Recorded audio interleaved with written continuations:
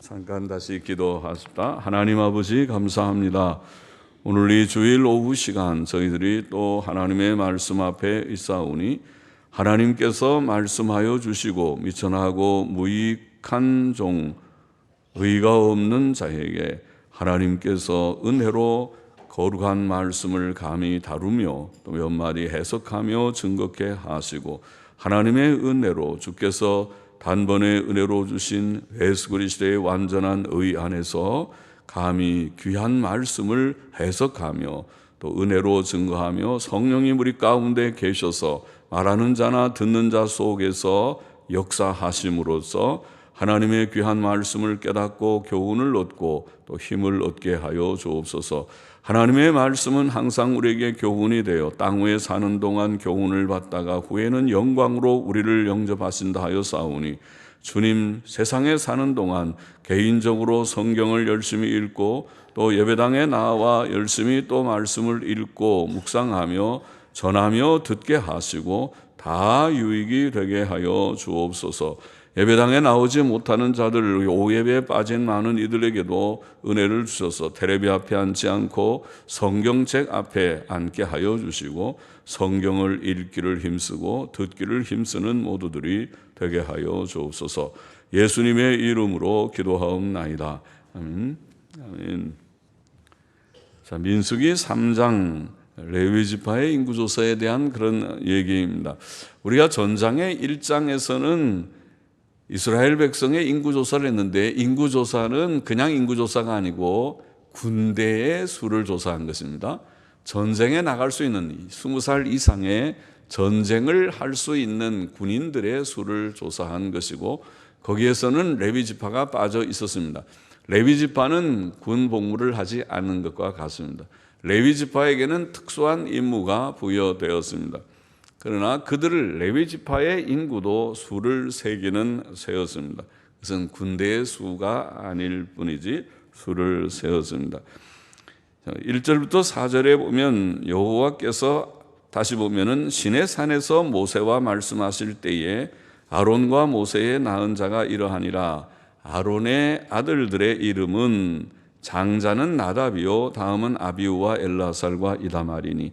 아론의 아들은 4명이었는데 그 처음 두 아들 이는 아론의 아들들의 이름이며 그들은 기름을 발리우고 거룩히 구별되어 제사장 직분을 위임받은 제사장들이라. 그렇게 말씀한 후에 나답과 아비우는 처음 두 아들이죠.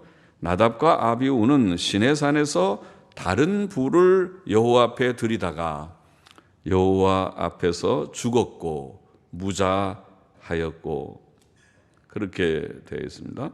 그것은 레위기에서 우리가 읽을 수 있는 그런 내용이죠. 레위기에 보면은 나와 있는 레위기 10장인가에 나와 있는 그런 내용입니다. 죽었고 무자하였고 엘르아살과 이다말이 그 아비 아론 앞에서 제사장의 직분을 행하였더라. 제사장이 딱 4명인데 아론과 네 아들이니까 5명인 셈이죠. 5명인데 그 중에 2명이 죽었으니 제사장이 이제는 3명밖에 남지 않았죠. 제사장이 오늘날 당회원은 아니지만은 그 많은 이스라엘 회중이 전체 20살 이상의 남자 장정들만 60만 명이니까 전체 인원을 다 합치면 여자들과 아이들과 또 아주 연로하신 분들과 아마 합치면은 200만 명 혹은 그 이상이 될 많은 무리들에게를 위해서 제사장이 총 5명입니다. 5명이 제사장이고 그 중에 2명이 또 잘못해서 죽어버렸으니까 3명이 되니까 어떻게 보면 그렇게 해서 제사장이 부족해서 어떻게 하죠 생각이 되지만은 그러나 하나님께서는 매우 엄하게 다스렸습니다. 제사장이 바른 일을 하지 않을 때 징계하셔서 죽게 하셨습니다. 역사상 그런 일이 종종 있었습니다. 하나님은 매우 두려우신 하나님이십니다. 사무엘상 6장 19절에 보면 베세메스 사람들이 하나님의 궤를 들여다보았기 때문에 하나님의 궤는 지금 여기에 민수기에도 나와 있고 레위기도 있지만은 외인들은 접근하면 죽는다. 외인들은 접근하지 못하게 했고, 제사장들이 다루고 제사장들을 옆에서 수종 들기 위해서 레위인들이 또 그 직무를 하지 다른 사람이 하면 안 되게 돼 있어. 엄한 것이죠. 하나님의 임재는 거룩은 함부로 다루어서는 안 되는 일이죠. 그런데 베세메스 사람들이 호기심을 가지고 아마 봤을 것입니다. 그럴 때에 그들이 많이 죽었어요. 성경의 전통적인 우리가 히브리어 성경에 보면은 5만 70명 너무 많이 죽어서 아마 어떤 영어 성경은 5만자를 빼고 70명만 읽는 그런 사본의 읽기를 취하기도 한 것 같은데, 그러나 전통적인 그냥 본문에는 5만 70명 엄청 많이 죽었죠. 참 두렵죠. 하나님의 죄를 함부로 들여다보았다고 그렇게 죽었습니다.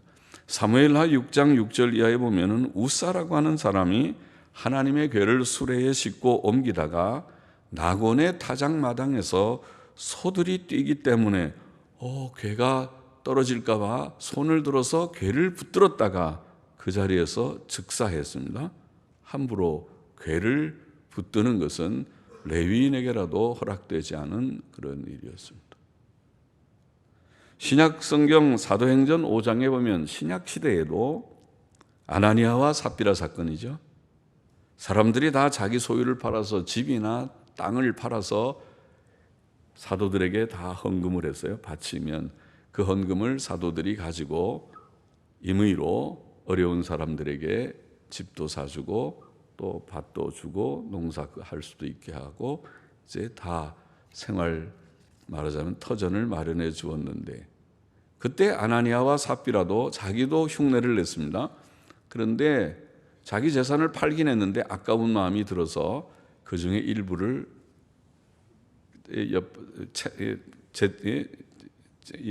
이렇게 분리시켜 놓고 나머지만 일부만 사도 앞에 바쳤습니다. 그래서 이것이 전부냐? 예, 전부입니다. 사도가 모를 줄 알고 그렇게 했는데 하나님께서는 사도 베드로에게 다 아마 보는 지각을 주셨어요. 사도 베드로는 성령의 감동 가운데 이 아나니아가 삽비라, 아나니아가 지금 속이는구나. 그래서 내가 왜 성령을 속이느냐 그렇게 말할 때 죽었어요. 그 말을 베드로가 때려서 죽인 것이 아니라 왜 성령을 속이느냐 그러니까 죽었어요. 그 다음에 그 부인의 삽비라가 돌아가지고 삽비라가 돌아서 너가 그 남편이 바친 것이 전부냐? 예, 전부입니다. 그도 똑같이 같이 짜고 속인 거죠, 부부가. 그러니까 내 남편이 지금 죽어서 장사 지내고 오는 젊은이들이 들어오는데 너도 그렇게 되리라 말하니까 삽비라도 죽었어요. 말로 그렇게 말 한마디에 사람이 죽습니까? 하나님께서 하신 것이죠. 놀라운 그런 하나님이 참 두려우신 하나님이시다 하는 것이 구약이나 신약이나 그런 자주 있는 것이 아니지만은 그런 사건이 있었습니다. 5절 이하를 보십시다. 여호와께서 또 모세에게 일러 가라사대 레위 지파로 나와 제사장 아론 앞에 서서 그에게 시종하게 하라. 그들이 회막 앞에서 아론의 직무와 온 회중의 직무를 위하여 회막에서 심우하되 그 회막의 모든 기구를 수직하며 이스라엘 자손의 직무를 위하여 장막에서 심우할지니 너는 레위인을 아론과 그 아들들에게 주라. 그러면은 전쟁할 수가 없겠죠. 이 레위 사람들은 아론과 제사장들의 직무를 수종들기 위해서, 제사장은 지금 3명밖에 남지 않았지만은 그러나 이제 레위인들이 옆에서 다 거들어서 웬만한 일들을 다 처리하고 그 다음에 중요한 일들을 제사장들이 하게 했을 것입니다. 그래서 레위인을 아론과 그 아들들에게 주라. 그들은 이스라엘 자손 중에서 아론에게 온전히 돌리운 자니라. 온전히 돌리운 자니라. 너는 아론과 그 아들들을 세워 제사장 직분을 행하게 하라. 외인이 가까이 하면 죽임을 당할 것이니라. 하나님께서는 레위 지파 사람들의 기본적인 역할을 명하셨습니다. 그것은 제사장들을 수종하는 역할이었습니다. 제사들과 성막 예배의 일들은 제사장들에게 맡겨진 일이었는데 레위인들은 제사장들을 도와 그 일들을 받들게 하였던 것입니다. 그들은 회막의 모든 기구들을 지키는 일들을 해야 했습니다. 온전히 돌리운 자라. 레위인은 아론에게 온전히 돌리운 자니라. 원문을 보니까 네수임이라는 말은 나탄이라는 말은 준다는 말이면 네수임이라는 말은 주어진 자들, 주어진 그냥 네수임 두 말을 그냥 반복한 것인데, 그러니까 전적으로 온전하게 주어졌음을 나타내는 말입니다. 레위인들은 성막 봉사의 일을 위해 전적으로 온전히 바쳐진 자들입니다. 그러니까 나가서 전쟁하거나 다른 일을 할 수가 없죠. 그런 다른 일반 일도 하지 않아요. 농사를 짓거나 목축을 하거나 그것도 하지 않았어요.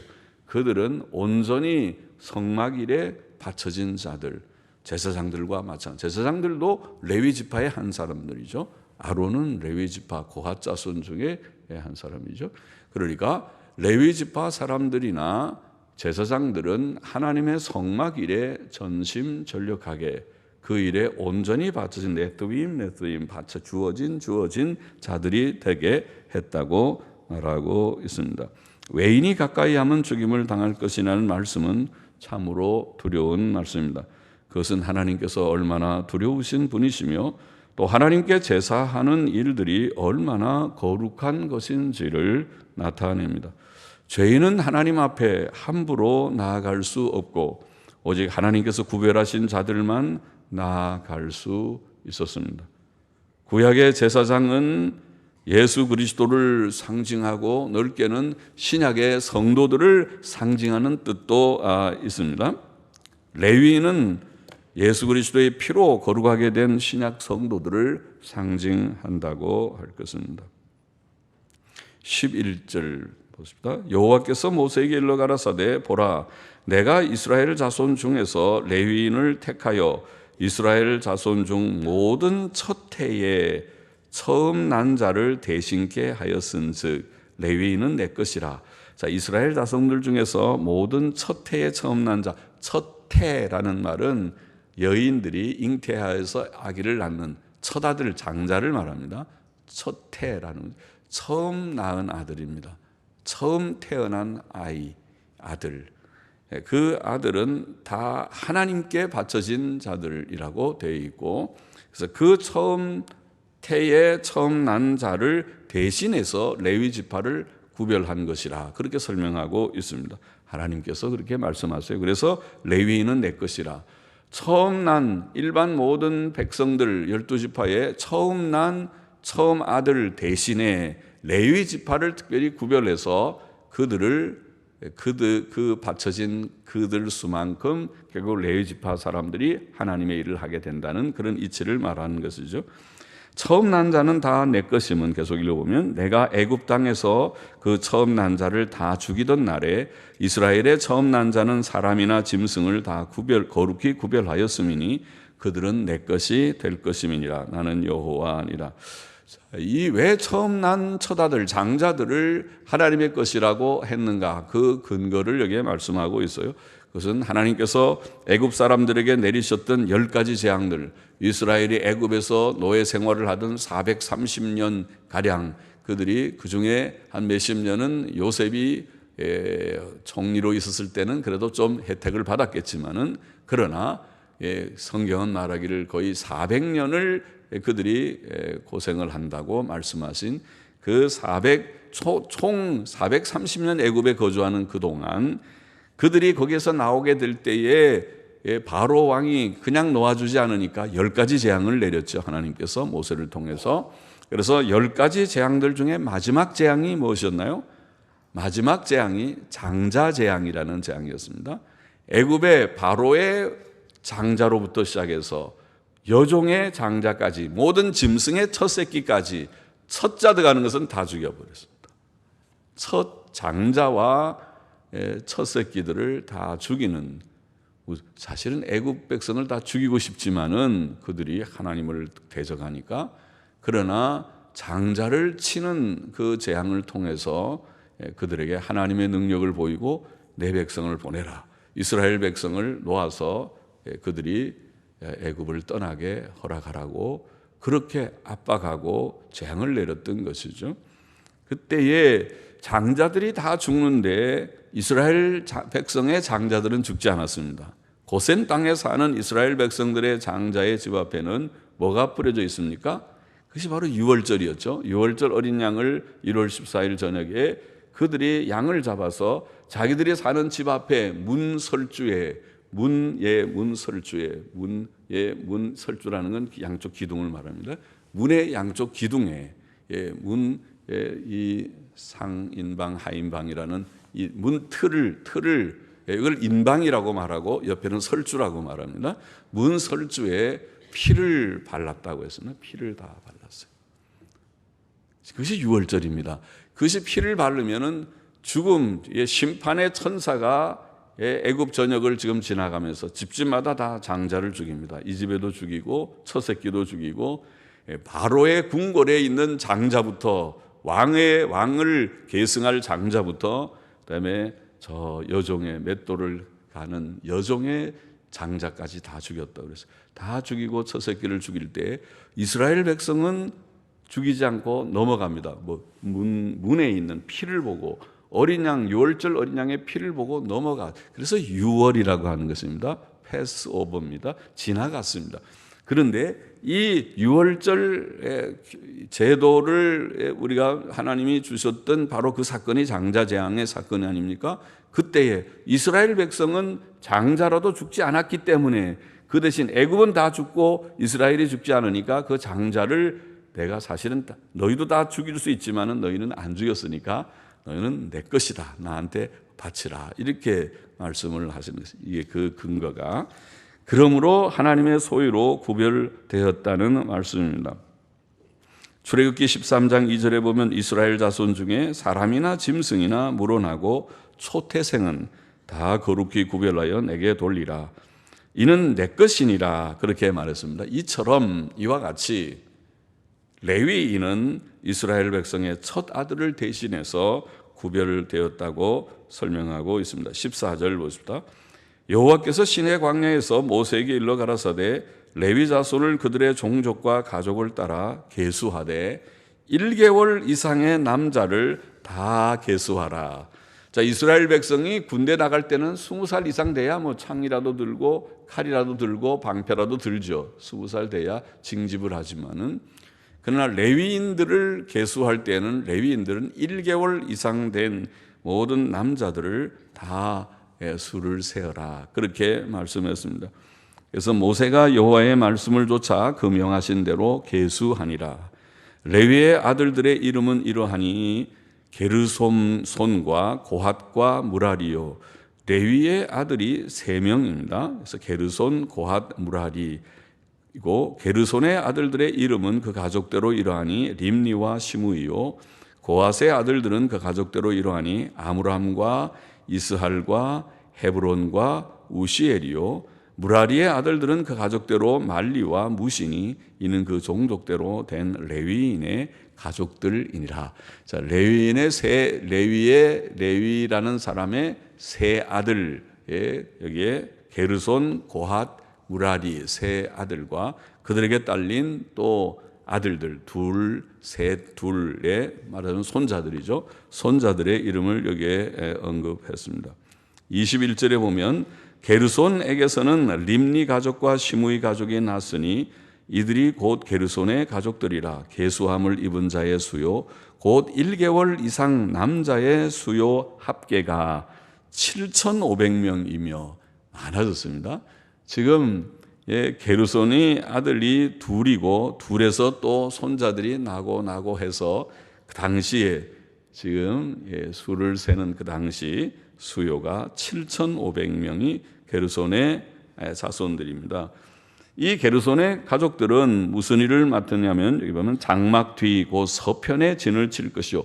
그들이 진을 치는 곳은 성막이 있는 뒤편, 성막의 앞편은 동쪽입니다. 성막은 동쪽을 바라보고 치게 되고 뒤편에 게르손의 자손들이 장막을 칠하고 그렇게 지정해 주고, 라헬의 아들 엘리하십은 게르손 사람의 종족의 족장이 될 것이며, 게르손 자손의 회막에 대하여 맡을 일은, 게르손 자손이 맡은 그 직무는 뭐냐면 성막과 장막과 그 덮개와 회막 문장과, 문장이라는 말은 문의 휘장을 말합니다. 그렇죠. 성막에는 성막 자체가 커튼이죠. 정말 그야말로 막이니까 문도 이런 나무 문을 다는 것이 아니라 커튼으로 문을 합니다. 그래서 문장이라고 표현합니다. 문의 휘장입니다. 커튼으로 된 문입니다. 그 문을 이렇게 제치고 들어갈 수도 있고 나올 수도 있게 하는 것이죠. 문장과 뜰의 휘장과 및 성막과 단 사면에 있는 뜰의 문장과, 뜰에서 성막으로 들어가는 것도 역시 문장이죠. 문의 휘장과 그 모든 것에 쓰는 줄들이니라. 그러니까 게르손 자손들 7,500명이 맡은 그런 직무는 성막과 덮개와 문의 휘장과 뜰의 휘장 등이었습니다. 27절 보십시다. 고핫에게서는 아므람 가족과 이스라엘 가족과 헤브론 가족과 우시엘 가족이 났으니, 고핫은 네 아들인데, 아까 세 아들이라고 제가 말했는데 네 아들인데 그들이 곧 고핫 가족들이라. 계수함을 입은 1개월 이상 모든 남자의 수요가 8,600명인데 성소를 맡을 것이며, 고핫 자손의 가족들은 성막 남편에 진을 칠 것이요. 고핫 자손들은 남쪽에, 아까 게르손 자손은 서쪽에, 고핫 자손은 남쪽에 진을 칠 것이요.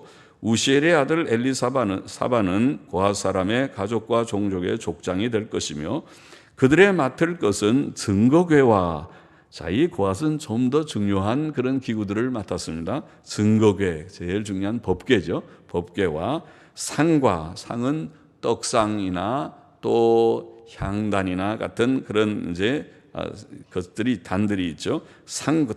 떡상과 등대와 단들은 향단, 향을 사르는 분향단과 또 번제단이나 또 단들 속에 아마 들어갈 것입니다. 단들과 성소에서 봉사하는 데 쓰는 기구들과 휘장과 그것에 쓰는 모든 것이며, 제사장 아론의 아들 엘르하살은 레위인의 족장들의 어른이 되고 또 성소를 맡을 자를 통할할 것이니라.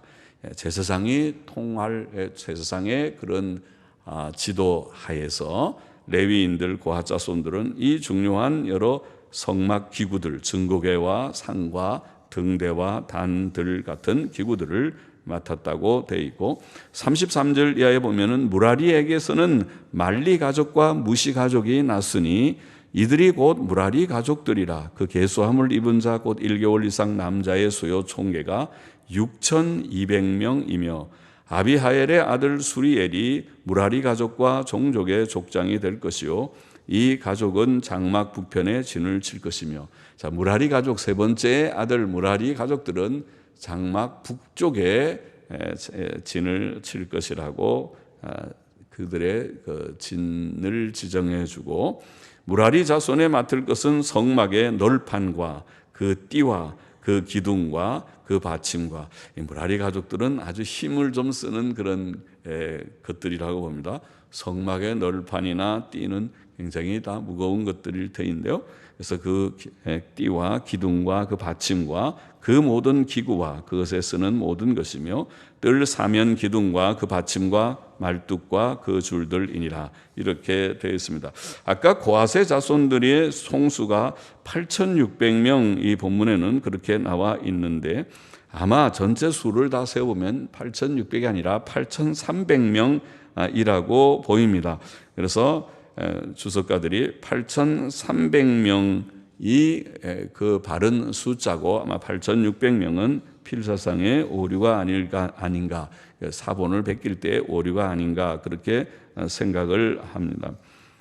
왜냐하면 전체 총수가 22,000이라고 수가 몇 번 나오니까 22,000의 수가 맞으려면 8,600보다 8,300이 되어야 한다는 그런 근거에서 그렇습니다.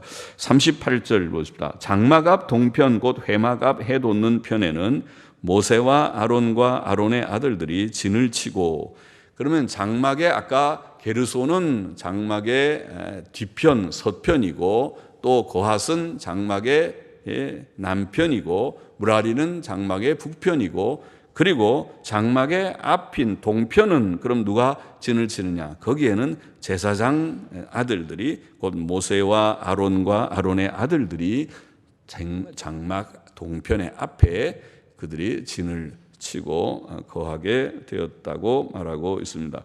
이스라엘 자손의 직무를 대신하여 성소의 직무를 지킬 것이며 외인이 가까이 하면 죽일지니라. 외인이 가까이 하면 죽일지니라. 모세와 아론이 여호와의 명을 좇아 레위인을 각 가족대로 계수한즉, 이제 다 하나님의 명령을 따라서 모세와 아론이 레위인들의 수를 세어보니, 레위인들의 총수가 나옵니다. 1개월 이상 남자의 수요가 22,000명이었더라. 22,000명이라는 레위인의 총수가 나옵니다. 그러니까 아까 게르손이나 고핫이나 무라리의 가족들의 모든 합계가 22,000이 되어야 맞겠죠.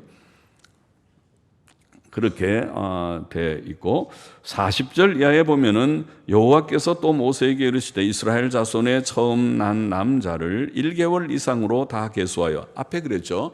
레위인들은 이스라엘 백성들의 장자들의 수를 대신한 것이라고 했으니까, 그러면 이스라엘 백성들의 장자들 1개월 이상 된 장자들의 수를 한번 계산해 볼 필요가 있죠. 다 계산해 봐서 계수하여 그 명수를 기록하라. 나는 여호와라. 이스라엘 자손 중 모든 처음 난 자의 대신에 레위인을 내게 돌리고, 또 이스라엘 자손의 가축 중 모든 처음 난 것의 대신에 레위인의 가축을 내게 돌리라. 모세가 여호와께서 자기에게 명하신 대로 이스라엘 자손 중 모든 처음 난 자를 계수하니, 1개월 이상으로 계수함을 입은 처음 난 남자의 명수의 총계가, 흥미롭습니다. 이스라엘의 모든 남자들 1개월 이상 된 장자 남자의 총수를 세우니까 22,273명이었어요. 비슷하죠? 레위인들은 1개월 이상 세우니까 22,000명이고, 이스라엘 백성들의 장자의 1개월 이상 된 장자들을 세워보니까 22,273명이니까 아주 엇비슷해요. 그러니까 그 수가 대신해서 레위인을, 단지 273명이 더 많다, 그렇게 되어 있어요. 그래서 44절 이하에는 이제 273명은 속전으로 그들의 사람 1인당 은 5세겔, 전에 우리가 레위기 27장에서 사람의 가치를 다 쟀잖아요. 재서 몇 살부터 몇 살까지는 몇 세겔, 몇 살부터 몇 살까지는 하는데, 지금 여기에 1개월 이상이라고 돼 있는데 1개월 이상의 레위인들을 계산하기를, 여기에서는 매명에 5세겔씩 한번 읽어보십시다. 여호와께서 모세에게 일러 가라사대 이스라엘 자손 중 모든 처음 난 자의 대신에 레위인을 취하고 또 그들의 가축 대신에 레위인의 가축을 취하라. 레위인은 내 것이라. 나는 여호와니라. 이스라엘 자손의 처음 난 자가 레위인보다 273인이 더한즉 속하기 위하여 매명에 5세겔씩 취하되 성소의 세겔대로 취하라. 한 세겔은 20계란이라. 그러니까 한 매명에 5세겔씩. 그러니까 이것은 어린 나이, 우리가 20세 이하의 어린 나이들은 전부 다 5세겔로 계산을 했었거든요. 그래서 5세겔을 기준으로 해서 5세겔씩 취하게 그렇게 했습니다. 더한 자의 속전을 아론과 그 아들들에게 줄 것이니라. 그래서 레위인들보다 273명이 더한 273명은 그것은 5세겔씩 계산해서 그것을 아론과 그 아들들에게 속전으로 드리라고 그렇게 말해요. 그건 하나님께 바치는 대신으로 아론과 그 아들들이 받게 되었습니다. 모세가 레위인으로 대속한 이외의 사람에게서 속전을 받았으니 곧 이스라엘 자손의 처음 난 자에게서 받은 돈이 성소의 세겔대로 1365세겔이라.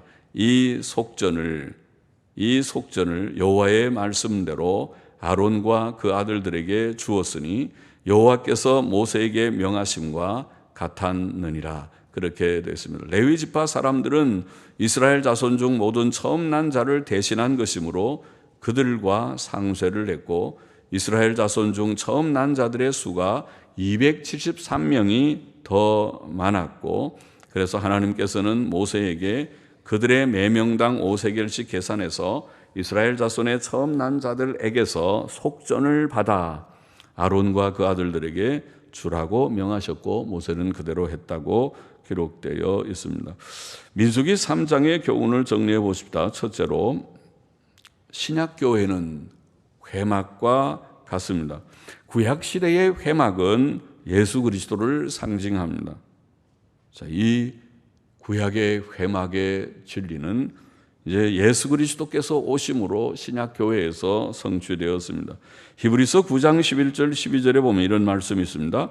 그리스도께서 장래 좋은 일의 대제사장으로 오사 자기 피로 영원한 속죄를 이루사 단번에 성소에 들어가셨느니라.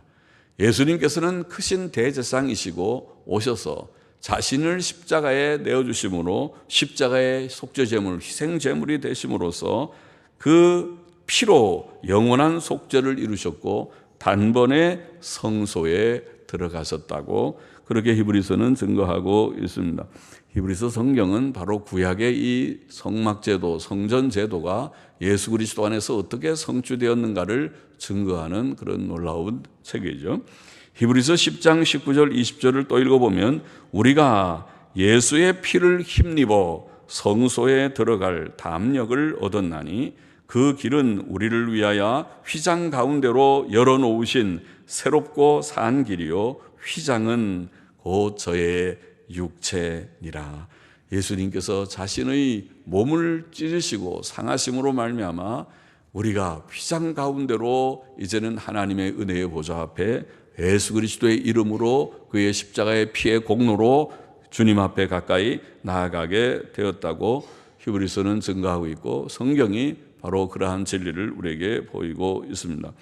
회막과 제사 제도는 메시아의 속죄 사역의 필요성을 증거하고 메시아의 속죄 사역을 증거합니다. 죄인은 하나님 앞에 그냥 나갈 수 없었습니다.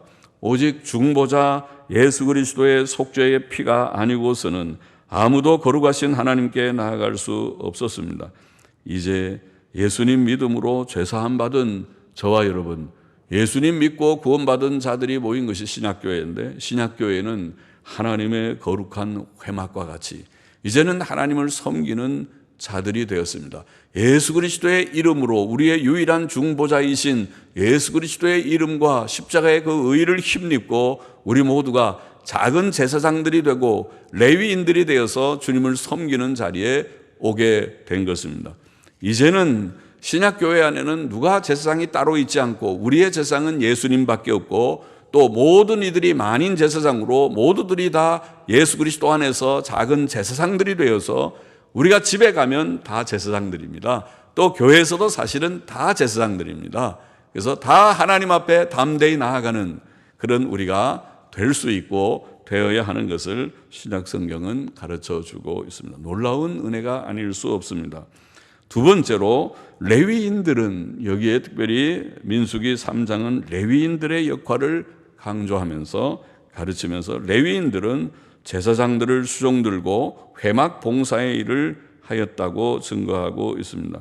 레위인들은 이스라엘 자손들의 처음 난 자들을 대신하였고 하나님의 특별한 소유였고 회막 봉사의 일을 위해 바쳐진 자들, 주어진 하나님께 온전히 바쳐진 자들이라고 표현되었습니다. 외인들은 회막에 접근하면 죽임을 당하였습니다. 신약교회의 성도들과 직분자들은 제사장들과 레위인들과 같이 거룩하게 구별된 자들입니다. 아무도 하나님의 이 귀한 은혜의 진리를 전하거나 받거나 이것을 다루거나 주님을 감히 섬길 수 있는 자격이 없지만은 죄인들이 감히 하나님의 이름을 부르고 하나님께 나온다면 하나님께서 그를 쳐서 죽을 수밖에 없는 거룩하신 하나님의 임재 앞에 접근도 할 수 없는 것이 죄인들이지만은, 우리도 그러한 죄인이었지만은 하나님께서 긍휼 가운데 우리를 부르셨고 예수 그리스도의 보배로운 피로 우리를 씻어 깨끗하게 하시고 이제는 섬기는 자가 되게 하셨어요. 주님의 일에 바쳐진 자가 되게 하셨어요. 종들이 되게 하시고 귀한 일꾼들이 되게 하셨습니다. 두려운 일이고 감사한 일입니다. 로마서 12장 1절에 너희 몸을 하나님이 기뻐하시는 거룩한 산 제사로 드리라. 제사로 드리라. 우리 보고, 우리 모든 신자들 보고, 우리가 제사장입니까? 제사로 드리게. 우리가 레위인입니까? 감히 제사에 수종들게. 그렇게 레위인이다, 제사장이다, 그렇게 성경은 말합니다.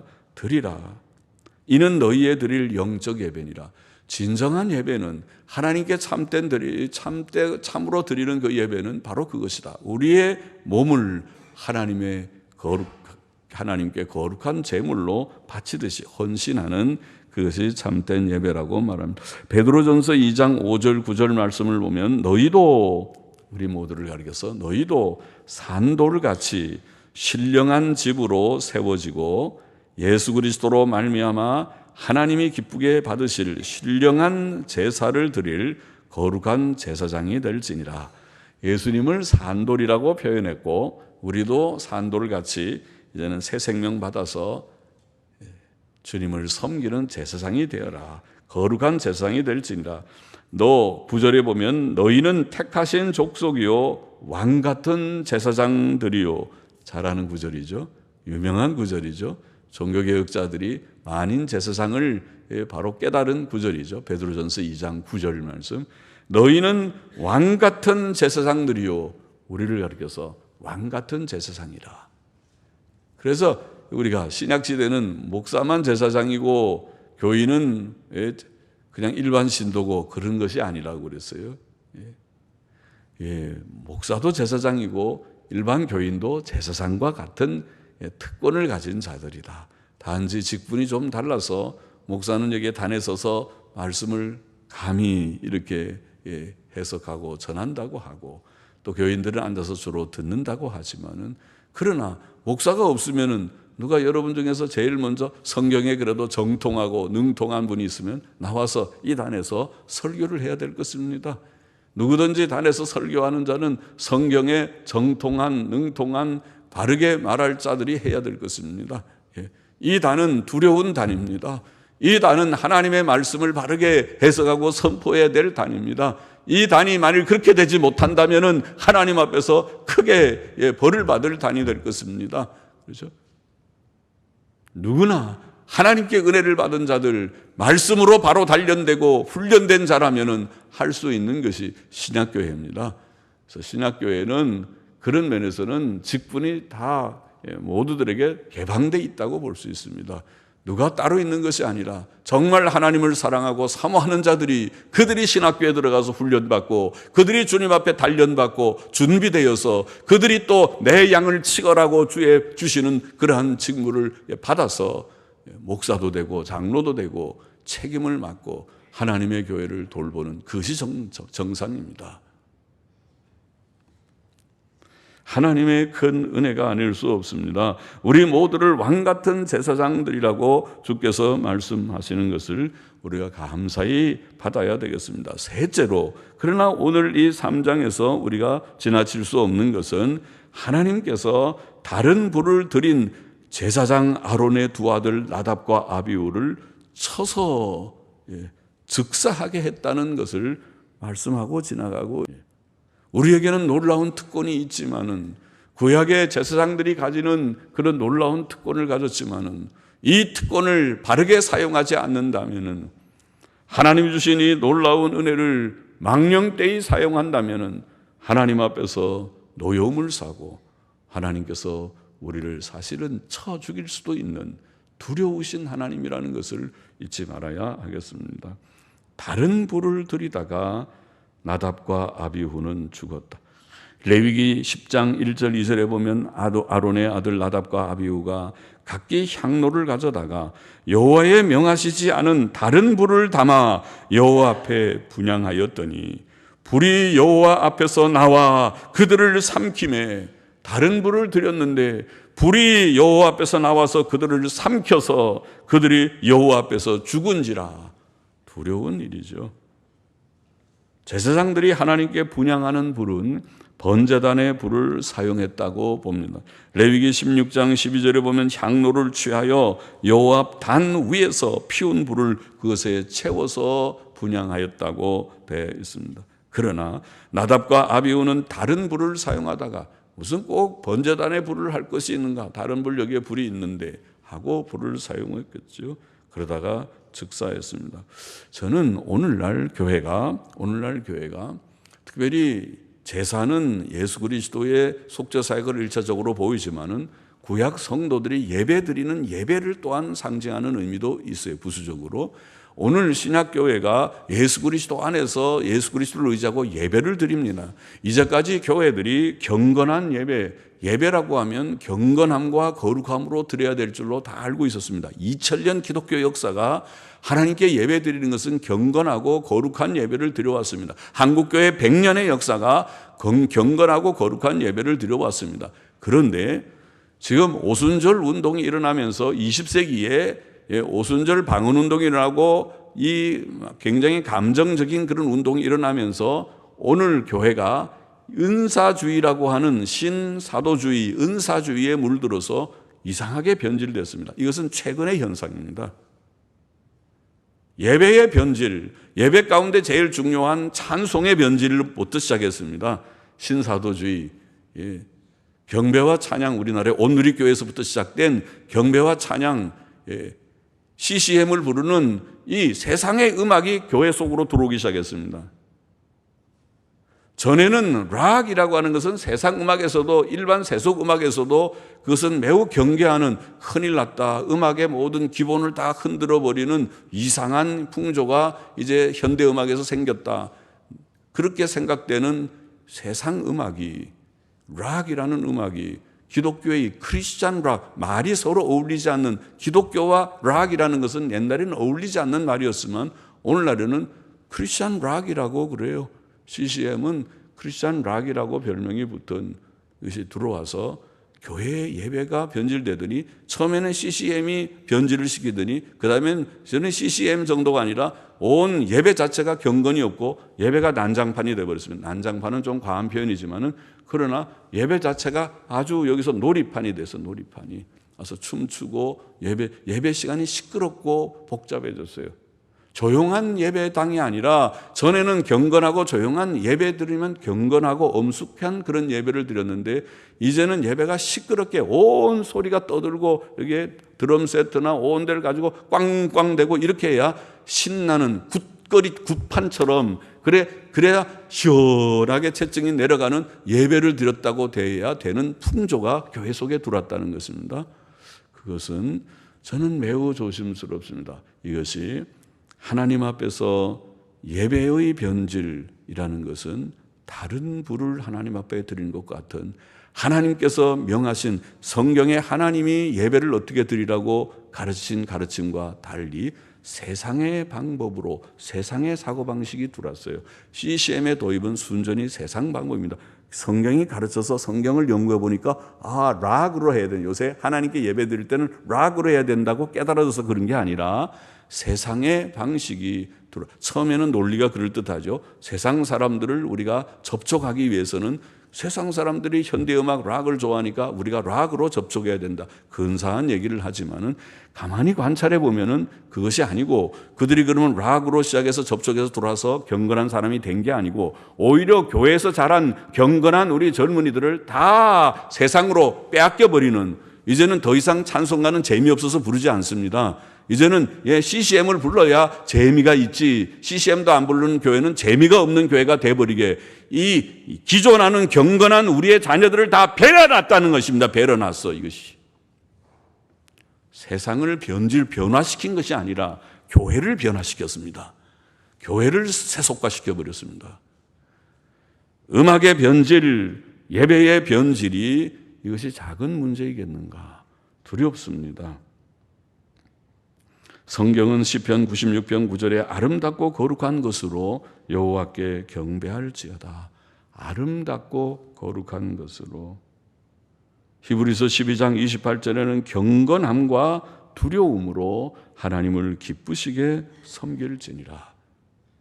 빌립보서 1장 10절에는 너희로 지극히 선한 것을 분별하기를 원하노라. 분별하게 하소서. 지극히 선한 것이 무엇인지, 가장 선하고 아름답고 좋은 것으로 하나님 앞에 예배를 드리고 있는 것인지. 로마서 12장 2절에는 너희는 이 세대를 본받지 말아라. 세상을 본받지 말아라고 하는데 오히려 세상을 지금 따라가는 것은 아닌지 두려운 마음이 듭니다. 하나님은 매우 두려우신 하나님입니다. 일단 하나님께서 노여워하시면 그는 하나님과의 생명적인 관계가 끊어져 버리고 말 것입니다. 우리는 예배를 경건하게 하나님의 은혜로 드리는 자들이 되어야 한다고 믿습니다. 무질서하게 육신적인 만족을 구하는 방식으로, 세상적 방식으로 예배하는 것은 옳지 않다고 생각합니다. 우리는 하나님께서 성경에 계시하시고 교훈하신 예배의 바른 방식을 좇아서 예배해야 될 것입니다. 다른 부를 들여서는 안 된다고 믿습니다. 기도하십시다. 하나님 아버지께서 우리에게 주신 놀라운 특권, 신약 교회에 주신 놀라운 특권을 우리가 두려움으로 바로 이해하고 또 사용해서 온전히 우리 자신을 들여 하나님을 영화롭게 하는 자들이 되기를 원하며, 또 이 혼란스러운 오늘 말세지말 현 시점에 교회가 심히 혼란하고 온 교회들이 CCM을 하지 않는 데가 없고 또 교회들이 시끄러운 교회로 변화된 듯한 이런 시대에 아버지, 우리가 바른 길을 가기를 원하오며 하나님의 바른 말씀을 이해하기를 원하며 경건하고 참된 예배를 지키기를 원하오니 그러한 신자들이 되고 주님을 기쁘시게 하는 자들이 되고 다른 부를 들이다가 주님 앞에 징벌을 받는 그런 자가 되지 않고 그런 교회가 평생도록 되지 않게 하여 주시기를 원하옵고 예수님의 이름으로 기도하옵나이다. 아멘. 예, 아멘.